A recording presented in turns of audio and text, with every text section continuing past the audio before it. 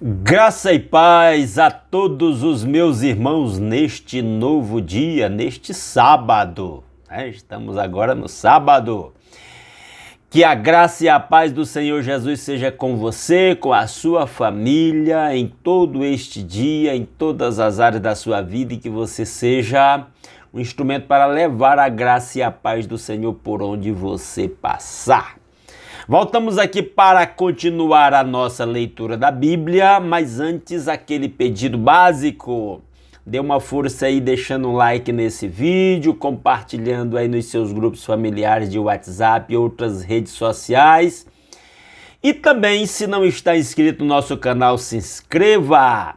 Se gosta desse conteúdo, é claro, e deixa um comentário aí, uma pergunta ou curiosidade, destaque sobre o texto, o que nesse texto lhe chama a atenção, qual desses assuntos você mais gosta, se há alguma explicação minha esclarecedora para você, deixa um comentário, tudo isso ajuda o vídeo a ganhar repercussão. Voltamos então para ler agora Mateus capítulo 13, e diz-nos assim a palavra de Deus. Naquele mesmo dia, Jesus saiu de casa e assentou-se à beira-mar. Reuniu-se ao seu redor uma multidão tão grande que, por isso, ele entrou num barco e assentou-se. Ao povo reunido na praia, Jesus falou muitas coisas por parábolas, dizendo: o semeador saiu a semear. Enquanto lançava a semente, parte dela caiu à beira do caminho e as aves vieram e a comeram. Parte dela caiu em terreno pedregoso onde não havia muita terra. E logo brotou porque a terra não era profunda, mas quando saiu o sol, as plantas se queimaram e secaram porque não tinham raiz. Outra parte caiu no meio dos espinhos que cresceram e sufocaram as plantas. Outra ainda caiu em boa terra, deu boa colheita, a 100, 60 e 30 por 1. Aquele que tem ouvidos para ouvir, ouça. Os discípulos aproximaram-se dele e perguntaram: por que falas ao povo por parábolas? Ele respondeu: a vocês foi dado o conhecimento dos mistérios do reino dos céus, mas a eles não.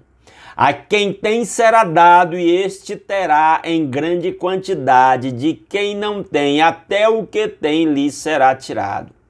Por essa razão eu lhes falo por parábolas, porque vendo eles não veem, e ouvindo não ouvem, nem entendem.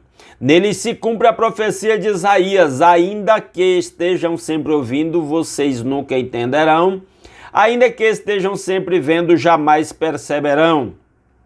Pois o coração deste povo se tornou insensível, de má vontade, e ouviram com os seus ouvidos e fecharam os seus olhos.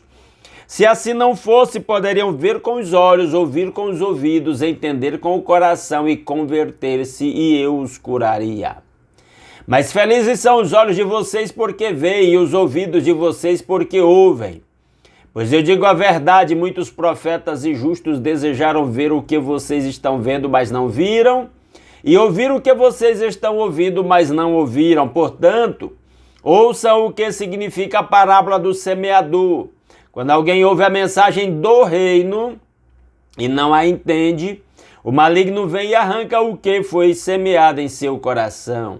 Esse é o caso da semente que caiu à beira do caminho. Quanto à semente que caiu em terreno pedregoso, esse é o caso daquele que ouve a palavra e logo a recebe com alegria. Todavia, visto que não tem raiz em si mesmo, permanece pouco tempo. Quando surge alguma tribulação ou perseguição por causa da palavra, logo a abandona. Quanto à semente que caiu no meio dos espinhos, esse é o caso daquele que ouve a palavra, mas a preocupação desta vida e o engano das riquezas a sufocam, tornando-a infrutífera. E quanto à semente que caiu em boa terra, esse é o caso daquele que ouve a palavra e a entende, e dá uma colheita de 100, 60 e 30 por 1. Jesus lhes contou outra parábola, dizendo: o reino dos céus é como um homem que semeou boa semente em seu campo.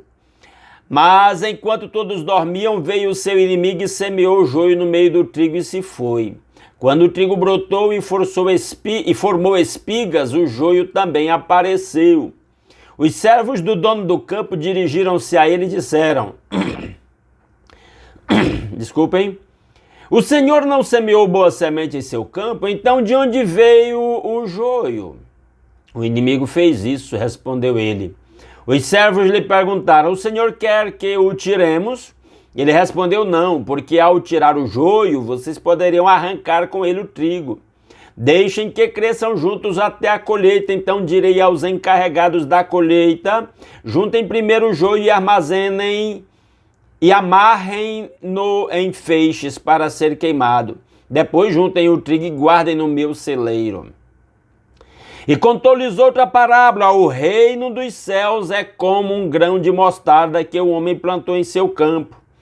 Embora seja menor entre todas as sementes, quando cresce, torna-se uma das maiores plantas e atinge a altura de uma árvore, de modo que as aves do céu vêm fazer os seus ninhos em seus ramos. E contou-lhes ainda outra parábola: o reino dos céus é como o fermento que uma mulher tomou e misturou com uma grande quantidade de farinha, e toda a massa ficou fermentada. Jesus falou todas estas coisas à multidão por parábola, nada lhes dizia sem usar alguma parábola, cumprindo-se assim o que fora dito pelo profeta: abrirei minha boca em parábolas, proclamarei coisas ocultas desde a criação do mundo. Então ele deixou a multidão e foi para casa. Seus discípulos aproximaram-se dele e pediram: explica-nos a parábola do joio no campo. Ele respondeu: aquele que semeou a boa semente é o Filho do Homem. O campo é o mundo, e a boa semente são os filhos do reino. Os joios são os filhos do maligno, e o inimigo que os semeia é o diabo. A colheita é o fim desta era, e os encarregados da colheita são os anjos. São anjos. Assim como o joio é colhido e queimado no fogo, assim também acontecerá no fim desta era. O Filho do Homem enviará os seus anjos e eles tirarão do seu reino tudo o que faz cair no pecado e todos os que praticam o mal. Eles os lançarão na fornalha ardente, onde haverá choro e ranger de dentes. Então os justos brilharão como o sol no reino de seu Pai. Aquele que tem ouvidos, ouça. O reino dos céus é como um tesouro escondido no campo. Certo homem, tendo encontrado, escondeu-o de novo, e então, cheio de alegria, foi e vendeu tudo que tinha e comprou aquele campo. O reino dos céus também é como um negociante que procura pérolas preciosas. Encontrando uma pérola de grande valor, foi e vendeu tudo o que tinha e a comprou. O reino dos céus é ainda como uma rede que é lançada ao mar e apanha toda sorte de peixes. Quando está cheia, os pescadores a puxam para a praia. Então assentam-se e juntam os peixes bons em cestos, mas jogam fora os ruins. Assim acontecerá no fim desta era: os anjos virão, separarão os perversos dos justos e lançarão aqueles na fornalha ardente, onde haverá choro e ranger de dentes. Então perguntou Jesus: vocês entenderam todas essas coisas? Sim, responderam eles. Ele lhes disse: por isso, todo mestre da lei, instruído quanto ao reino dos céus, é como o dono de uma casa que tira do seu tesouro coisas novas e velhas. Quando acabou de contar essas parábolas, Jesus saiu dali. Chegando à sua cidade, começou a ensinar o povo na sinagoga. Todos ficaram admirados e perguntavam: de onde lhe vem esta sabedoria, estes poderes milagrosos? Não é este o filho do carpinteiro? O nome de sua mãe não é Maria, e não são seus irmãos Tiago, José, Simão e Judas?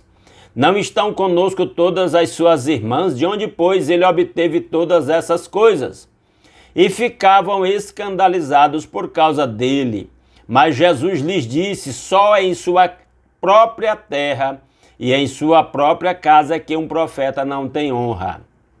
E não realizou muitos milagres ali por causa da incredulidade deles.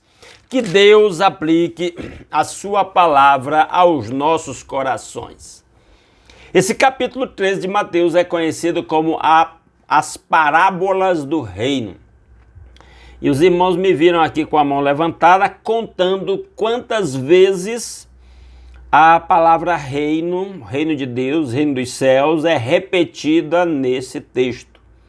E você pode verificar que 12 vezes se repete a palavra reino aqui no contexto dessas parábolas. O texto é grande, e aí são 58 versículos, nós vamos então ser bastante objetivos aqui, não vamos reler o texto todo, apenas algumas partes.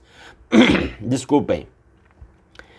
E fazer alguns destaques daquilo que chama mais a atenção. Então, vamos lá para as parábolas do reino. Mateus capítulo 13 é conhecido como as parábolas do reino. E a primeira parábola é a parábola do semeador. E uma curiosidade é que o semeador sai semeando e a semente cai em 4 lugares diferentes. Na beira do caminho, no terreno pedregoso, no meio de espinhos e em terra boa.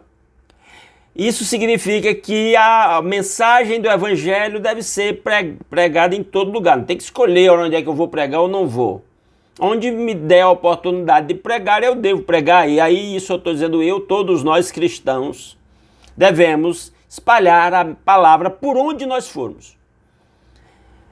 Uma das expressões bíblicas para a pregação do evangelho é que diz: quão formosos são sobre os montes os pés do que anunciam as boas novas, dos que proclamam a paz. Quando Paulo fala da armadura de Deus, lá em Efésios capítulo 6, ele chama que o soldado cristão calça os pés com a preparação do evangelho da paz. É a ideia de sair andando e pregando. Quando Jesus dá ordem para os seus apóstolos após a ressurreição, e ele dá ordem, indo por todo o mundo, façam discípulos de todas as nações. A ideia, enquanto você está andando, é a ideia de uma ação contínua. Enquanto você vai andando, você vai pregando o evangelho. Então pega isso, meu irmão.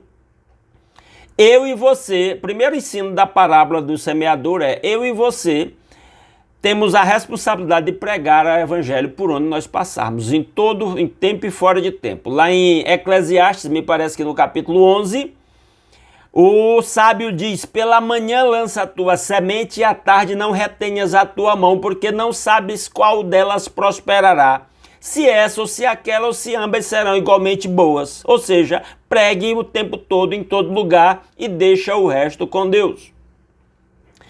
Outro detalhe da parábola do semeador é que essa parábola mostra resultados diferentes. A semente cai em diversos lugares e tem resultados diferentes. Aqui cai à beira do caminho, as aves do céu vêm e comem. Jesus explica que o diabo, às vezes até a pessoa ouve a pregação do evangelho, mas vem o diabo, manda o secretário dele lá para tirar isso do coração da pessoa, e a pessoa perde o interesse e fica sem resultados. Aqui cai entre as pedras, ela até brota. E aí a gente que recebe o evangelho com muita facilidade, mas que não permanece. Aí ele diz que vindo as tribulações, as tentações das riquezas, a pessoa se afasta. Aliás, aqui cai entre as pedras, vindo as tribulações. Quando o sol esquenta, ela nasce, mas não tem raiz profunda. É a pessoa que recebe o evangelho e não se aprofunda no evangelho. Eu fico assim, assustado, como as pessoas, eu estou falando de cristãos mesmo, tratam o evangelho com tantas superficialidades. Eu conheço, com meus anos de vida, e olha a barba branca aqui, já faz um bom tempo que eu prego o evangelho, andando com cristãos, eu vejo que, eu vou ser ousado, a maioria dos cristãos não leva o evangelho adequadamente a sério, de estudar a palavra, de se aprofundar com seriedade. Muitos cristãos estão vivendo sua fé só com o que recebem na igreja 1 ou 2 vezes por semana, na reunião da igreja, nas pregações, sem um estudo sério da Escritura, mesmo tendo a Bíblia ao seu alcance. É uma palavra de alerta aqui, né? E é interessante quando Jesus conta essa parábola, não sei se você notou, a última parte da semente cai em terra boa, mas até a que cai em terra boa, ele diz, olha o versículo 8, outra ainda caiu em boa terra, deu boa colheita, a 100, 60 e 30 por 1. Mesmo quando a palavra de Deus é bem recebida e produz fruto na vida do cristão, cristãos não produzem igualmente. Tem aquele que é mais engajado na obra do Senhor, aquele que é menos. Tem o que produz 100, 60 e o que produz 30 por 1. Isso é resultado direto também dessa falta de engajamento. São pouquíssimos realmente os que se engajam no reino de Deus. A parábola deixa isso muito claro e a experiência mostra isso também. No versículo 9 tem aquele refrão que eu já comentei no capítulo anterior. Quem tem ouvidos para ouvir, ouça. Muita gente ouve e não entende. Eu não desisto de pregar porque eu sei que lá na frente pode ser que uma pessoa... Eu já vi isso acontecer. Olha, agora eu entendi. Lá na frente. Olha, eu até já disse aqui na Igreja Redenção. Quando eu morrer, quem sabe um dia alguém vai dizer assim, olha, o pastor Arquimedes falava isso aqui para nós. E tá tudo certo. Quem tem ouvidos para ouvir, ouçam. Pouquíssimos os que ouvem na hora, entendem na hora, recebem na hora, são poucos. Aí os discípulos questionam Jesus, do verso 10. Os discípulos aproximaram-se dele e perguntaram, por que falas ao povo por parábolas? E aí Jesus respondeu, a vocês foi dado o conhecimento dos mistérios do reino dos céus, mas a eles não. E aí Jesus dá uma resposta longa, são citadas algumas profecias, e a parábola ele aplica mais no sentido de que seria meio para que ocultar certas coisas de quem não queria receber. Já que não quer receber, tem a desculpa de que não entendeu a parábola. Mas as parábolas, elas têm duas maneiras de serem aplicadas. Há parábolas que são usadas para explicar melhor, para esclarecer, para facilitar a compreensão de algo que se quer falar. É a aplicação mais comum das parábolas. E há o outro lado, que é o menos comum, que é exatamente ocultar de quem não quer entender, ou de quem não se deve entender. E aí não é o caso de parábolas, mas em Apocalipse há muita linguagem figurada justamente para que só os cristãos entendessem em tempo de perseguição e os incrédulos não entendessem aquelas figuras lá de Apocalipse, algumas figuras muito estranhas, uma besta de 7 cabeças e 10 chifres, essa coisa toda. O objetivo não era muito esclarecer, era meio que ocultar. Era tipo assim, só cristãos vão entender, não cristãos vão ler e vão ficar aqui voando sem compreender. Então Jesus aplica as parábolas como cumprimento de profecia contra pessoas que não queriam compreender mesmo. Versículo 16. Olha o que Jesus diz, mais felizes são os olhos de vocês porque veem, os ouvidos de vocês porque ouvem, pois eu digo a verdade, muitos profetas e justos desejaram ver o que vocês estão vendo, mas não viram, e ouviram o que vocês estão ouvindo, mas não ouviram. Você que me acompanha neste canal, desde o dia 1º de janeiro, estamos lendo, já lemos o livro de Gênesis, depois lemos Êxodo, agora estamos lendo Mateus. Você já deve ter me ouvido falar da posição privilegiada em que nós nos encontramos, e esse versículo aqui é uma prova desta minha afirmação. Nós, cristãos do século 21, aliás, de depois de Cristo, mas especialmente do século 21, nós temos muitas coisas que os cristãos primitivos e os crentes do Velho Testamento não tinham. Por exemplo, os crentes da época de Moisés só tinham os escritos de Moisés. Muitos deles, contemporâneos de Moisés, não tinham nem os escritos de Moisés, só o próprio Moisés transmitindo a palavra de Deus. Depois, os crentes da época de Davi já tinham a lei de Moisés e alguns escritos posteriores à lei de Moisés, mas era só isso mesmo, não tinham todo o Velho Testamento. E aí, somente os cristãos já dos séculos muito próximos do nascimento de Jesus tinham o Velho Testamento todo. Mas detalhe, eram vários livros espalhados, não era um volume só e nem conciso, pequeno, fácil de manusear como nós temos hoje.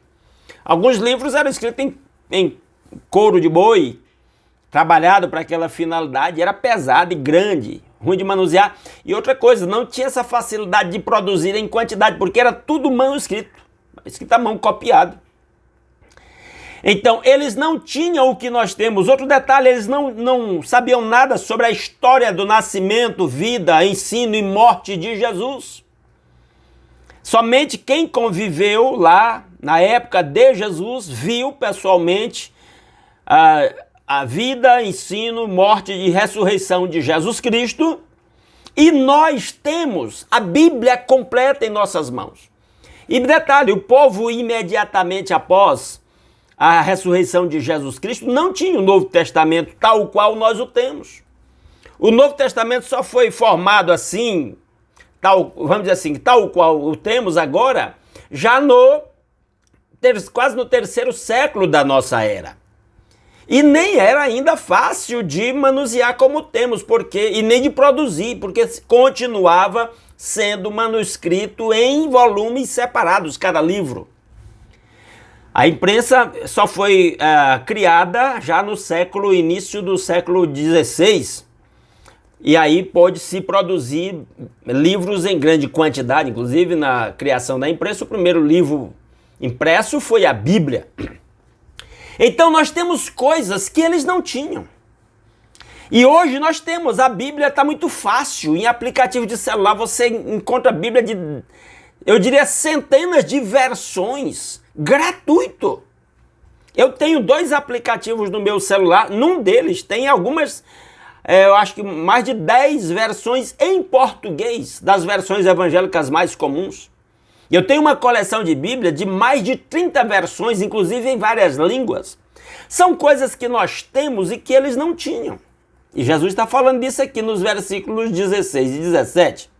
E aí, dos versículos 18 até o 23, Jesus explica a parábola do semeador, como eu já resumidamente expliquei aqui para os irmãos. E dos versículos 24 em diante, Jesus conta a parábola do joio e do trigo para dizer uma coisa muito simples. A igreja verdadeira do Senhor Jesus atualmente tem joio no meio do trigo, ou seja, tem crente verdadeiro e tem crente falso. Não é surpresa nenhuma para nenhum cristão isso. Tem pastor crente, pastor falso, tem profeta crente, tem profeta falso. Tem, é normal. Essas pessoas estão aí infiltradas na igreja, nem sempre dá para detectar exatamente quem é falso ou quem é verdadeiro. Tem, a parábola do joio conta isso. E é interessante que os servos perguntam para o Senhor quer que a gente arranque o joio? E o Senhor diz, não arranca não, deixa os dois crescerem juntos, o trigo e o joio. No final eles vão ser separados. A igreja só será purificada, só se conhecerá quem são os verdadeiros, autênticos servos do Senhor Jesus lá no juízo final. E outra curiosidade interessante, eu não estou relendo, depois você relê e presta atenção nesse detalhe, é que ele diz, foi o inimigo quem semeou o joio. O diabo coloca gente dentro da igreja, às vezes intencionalmente, disfarçado lá para minar o evangelho por dentro. Então, se escandalizar com um mau testemunho, com falsa conduta, falso ensino, só se não conhecer as Escrituras está aqui. Depois ele conta a parábola do grão de mostarda e do fermento, a partir do versículo 31, e essas 2 parábolas, tanto a do grão de mostarda quanto a do fermento, mostrando que o evangelho ia começar pequeno, como uma sementinha de um grão de mostarda, ou como uma pequena pitadinha de fermento, e que iria crescer muito, atingir o mundo. O evangelho começou com Cristo e iria atingir o mundo. Ou seja, como o fermento faz a massa inchar, crescer, e como a semente forma-se uma árvore, o evangelho iria se espalhar pelo mundo todo. E mais uma vez ele diz que isso é cumprimento de uma profecia, o fato de que ele estava ensinando por parábola. Está aí no versículo 35, quando ele diz, cumprindo-se assim o que fora dito pelo profeta, abrirei minha boca em parábolas, proclamarei coisas ocultas desde a criação do mundo. E aí Jesus explica a parábola do joio e do trigo, que eu já expliquei, dando vários detalhes, que depois os irmãos podem rever. E no versículo 44 em diante, o 44 até o 52, ele conta as parábolas do tesouro escondido e da pérola de grande valor.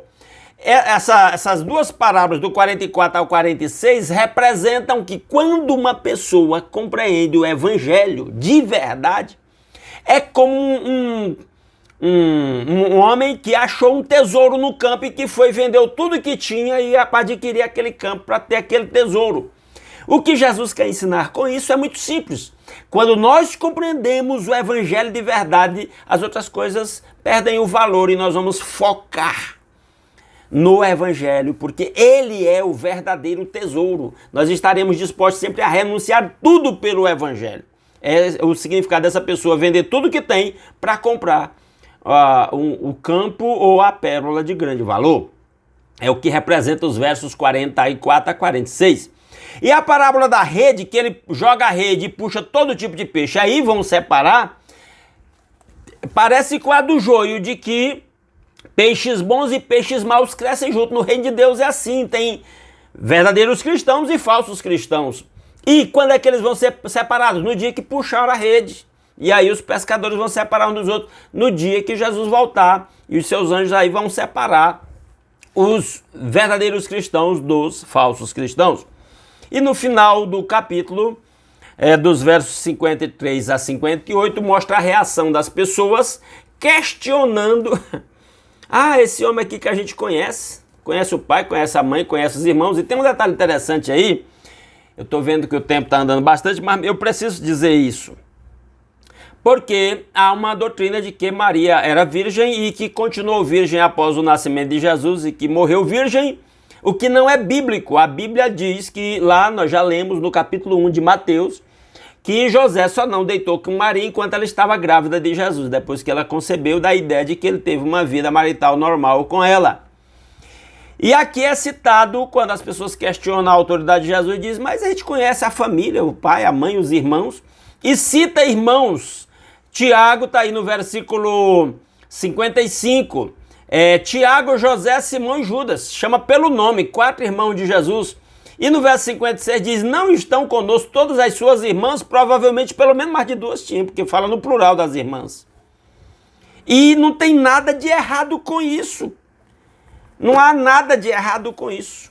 Com o fato de que Maria não morreu virgem. Ela viveu uma vida de casada normal. E isso é honroso aos olhos de Deus. Não desonrou Maria. Ela cumpriu o propósito de ter a gravidez virginal com Jesus, ok, mas depois viveu a sua vida normal de mulher casada e honrou a Deus com a sua vida. Tudo certo. Ok? Qualquer dúvida ou até se discordar de mim, deixa aí nos comentários do vídeo. Se concorda, confirma aí. O que você achou dessa explicação? Se alguma coisa eu não expliquei bem, pode perguntar aí nos comentários do vídeo que eu vou tentar responder, ok? Vamos orar? Nosso Deus e nosso Pai, muito obrigado por mais uma noite de paz que nos acrescentou. Obrigado pelo novo dia, obrigado pelo lar, pela família, pelo conforto da nossa cama. Obrigado por acordar com saúde, pela oportunidade de ter novas realizações. Ó Deus, obrigado, ó Deus, pelo trabalho com que cada um ganha o sustento da sua família. E se alguém está desempregado, abra portas de trabalho para quem está desempregado. Conceda-lhe novas oportunidades. Se alguém está endividado, que o Senhor dê soluções financeiras, dê sabedoria para administrar os recursos que o Senhor tem confiado a cada um. Ó Deus maravilhoso, que a bênção do Senhor, a paz, o amor, a alegria do Espírito Santo esteja em cada lar. Ó Deus, se algum casal está vivendo em conflitos, se pais e filhos têm enfrentado conflitos, se irmão com irmão estão se digladiando, em nome de Jesus, restabeleça a paz em cada lar. Que cada lar de cada um dos meus irmãos seja uma pequena célula da sua igreja, onde a paz, o amor, a alegria do Espírito Santo estejam presentes, onde Jesus Cristo seja o Senhor. Ó Deus maravilhoso, faça prosperar o trabalho de cada um dos meus irmãos, que a bênção do Senhor esteja sobre a sua vida nesse dia, as nossas vidas nesse dia, para que levemos a bênção do Senhor por onde nós formos nesse dia. Para que em tudo o nome do Senhor seja glorificado através das nossas vidas, meu Pai. E assim, ó Pai, tudo isso graças ao nosso Senhor Jesus Cristo e seu sacrifício na cruz em nosso lugar e o perdão dos nossos pecados e a nossa reconciliação com o Pai e o livre acesso à sua presença e o privilégio de fazer parte do seu corpo, do seu povo, da sua igreja, povo especialmente seu, zeloso de boas obras. Ó Deus, ouça a nossa petição, responda-nos segundo a riqueza da sua graça, Assim nós oramos e agradecemos em nome de Jesus. Amém. Meus amados irmãos, muitíssimo obrigado pela sua companhia. Fiquem todos na graça e na paz do Senhor Jesus. E se Deus quiser, amanhã, 5h30, estaremos aqui para ler e comentar Mateus capítulo 14. Grande abraço a todos.